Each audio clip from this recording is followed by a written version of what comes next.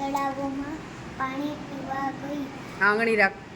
પાણી પીતા પીતા તે તળાવમાં ડૂબવા લાગી. એ તળાવમાં ત્યાં એક બિલાડી આવી. ચકલી બોલી, બહેનો મને બહાર કાઢી લે. બિલાડી બોલી, બહાર તો કાઢી દઈશ, પણ હું તને ખાઈશ. ચકલી બોલી, સારું, મને ખાઈ જ લેજે.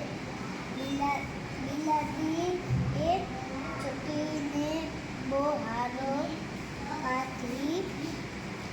બિલાડી બોલી, હવે ખાઉં? ચકલી બોલી, પહેલા મને સુકાઈ જવા દે, પછી મને ખાજે. અત્યારે તો પીંછા તારા મોઢામાં ફસાઈ જશે.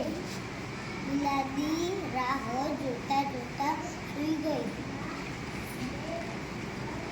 ચકલી સુકાઈને ખર કરીને ઉડી ગઈ.